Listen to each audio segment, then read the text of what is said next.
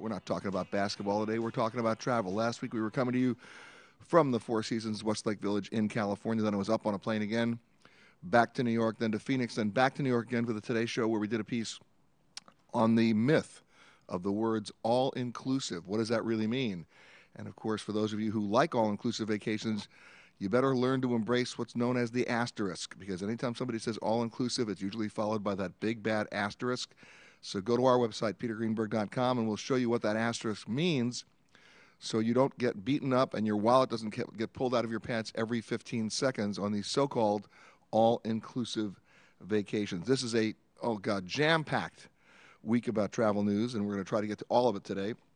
Of course, we're taking your calls at 888-887-3837. That's 888-88-PETER. And if you can't get through on the phones, no problem. You can always email me to peter@petergreenberg.com. Just give us your name, your phone number, your message, or your problem so we can solve it right here on the air. After New York and the Today Show, flew right out here back to California. This is the last of our Trifecta California series. 2 or 3 weeks ago, we were at the Grand Del Mar in Del Mar, California, then back to New York, then out to Westlake Village, back to New York, and now we're coming to you from the Montage, Laguna Beach, a beautiful resort right here on the ocean. I'm looking out at it right now in Laguna Beach, California, and we'll be talking to a number of their folks a little bit later on. Great place, and I've got some interesting stories to tell about this place and how it changed my life, and we'll talk about how things can be changed in your life, too, when you travel. First, let's talk about the news. We know that earlier this week, Heathrow Terminal 5 opened up. Wow, how exciting. How the first time they've opened up something new in Heathrow in a long time. I was over there. You know, I did the report on the brand new facility and how big and wonderful. But you know what? I smell the rat. I walked into that building when they gave me the tour a couple of weeks ago, and it's a 5-story building with all these brand name restaurants and all the state-of-the-art technology. And I was missing something when I walked through the building. I said, where are the chairs? Where are people going to sit now? Oh, no one will need to sit. They'll be streamlined right through their flights. Really? Have you flown in the year 2008? Does the word weather ring a bell? Cancellations? Heathrow may have all these new terminal buildings. They still only have 2 runways. Wake up. Well, they opened up the terminal this week, and guess what? Cancellation after cancellation of flights. And guess why? I love this. After all this, and the folks in Denver must be loving this because, of course, the brand new luggage system fell apart. And bags were being lost left and right. In fact, they were canceling 78 flights, 59 flights. It's crazy. And people just talk about their luggage woes. You know what I say, of course. There are only 2 kinds of airline bags, carry-on and lost. And, of course, Terminal 5 proves that point. People are still waiting for bags, but it's a brand new terminal. You're going to love the beautiful architecture while you have nowhere to sit and you can't find your bag. So let's find out what happens soon. I mean, look, I'm all in favor of improvements, but let's get the common sense deal out of the way. This is also the week where a U.S. air pilot, gee, what a surprise, a gun goes off in the cockpit. I love arming pilots. What a brilliant idea that is. And, of course, pierces the fuselage. And he's been suspended. Gee, duh. But, you know, we always said, what's going to happen if a gun goes off on a flight? Well, now I can tell you. Pilot gets suspended. That's what happens. Do you feel safer now? Oh, you Clint Eastwood guys. And by the way, speaking of safety in the air, how about this report?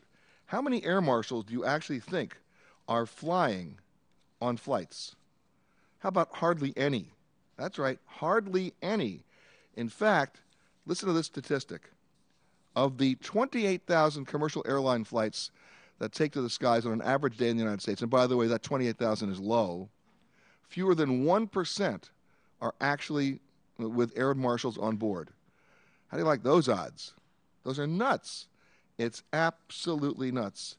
And of course, they all sit in the same seat. It's called 3B. They all wear their Dockers, reading their Tom Clancy novels and their Pendleton shirts and try to blend. And, of course, you see them the minute you board the flight because they went on first. Wow. I love the element of surprise. Anyway, so much for – and the last time they fired a gun, they killed somebody on a jetway in Miami. Figure that one out, and they call that a security breach. The guy was already off the plane. Who were they protecting? I'm telling you, airline security never ceases to amaze me because before 9/11, it was a psychological attempt to protect us from truly emotionally disturbed people who may have wanted to take the plane to Cuba. After 9/11, it's an attempt to make those of us who don't fly very often feel better. You know what? Those of us who do fly very often, we know better. This is nuts, and it's a waste of our money. If you want real security in the air, get the guy in uniform, put him in the jump seat next to the cockpit facing the passengers, and have him take the Tom Clancy book away from him. Actually look at people. This whole incognito deal doesn't work when we all know where the incognito seat is. Duh! Okay, moving right along on that one. And, of course, we had the big story, American Airlines first, then followed by Delta, grounding hundreds of flights because of wiring problems and because of failure to comply with what's known as an airworthiness directive. And we're going to talk a little bit about that because I think you need to know how your FAA is working. Answer? It's a rhetorical question. It ain't. You know, if you pass an airworthiness directive and you give the airlines 2 to 3 years to comply with something on a known problem, does that make you feel safer? Doesn't make me feel safer. If you know the problem and you know the solution, how about implementing it now? So what happened this week? Why did the airlines suddenly ground all their MD-80 airplanes? What did they suddenly discover? You know what they suddenly discovered? That the 2-year deadline on the airworthiness directive was expiring and they hadn't done anything. And had the Southwest Airlines incident had not surfaced, they might have let it expire anyway. So when an airline tells you, oh, we were sort of in compliance, or we were in compliance sort of, you know what? I've had dates like that where I was sort of in compliance.